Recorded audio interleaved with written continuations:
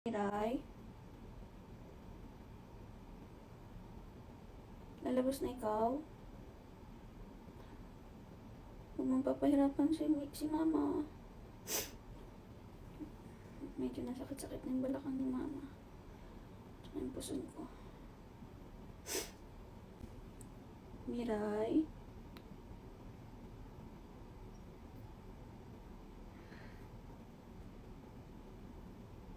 Gagalaw siya.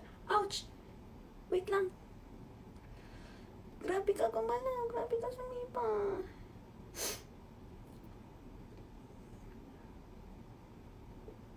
Oh, oh, oh. Miray, huwag mong pahirapan si mama pag sinabi kong labas-labas ha. Di ba very good ikaw? Nakikinig ka kay mama, di ba? Kaya pag sinabing, pag gusto mo nang lumabas, dire-diretso lang ha. Opo. Grabe yung galaw niya, guys. Hindi na po siya mapigilan si Miray. Miray. Ang sakit. Naiihituloy ako. Ang sakit ng pusong ko eh. Tsaka balakang ko. Tapos di ba may nalabas na sa akin mga dugo. Ito siya. Miray.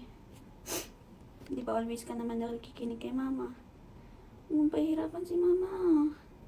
Mga anak na ko, ilalabas na kita ha. Pag gusto mo nang lumabas, open yung daanan mo. Lumabas ka ng dire-diretso. Huwag pa udlot-udlot, okay? Miray? Hindi mo pinapatulog si mama. Ano tayo niyan, makakakuha ng lakas.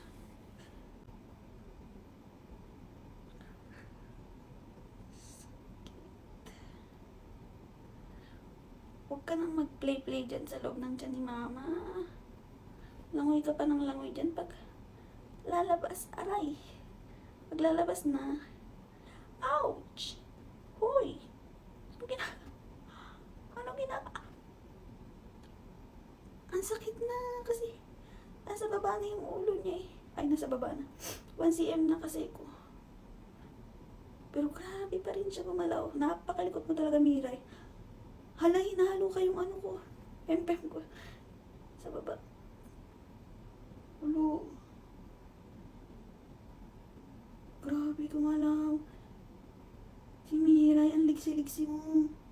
Manang-mana ka sa tatay mo. Good night ka na sa kanila. Patulogin mo naman ako, nak, bago tayo sumabak sa laban.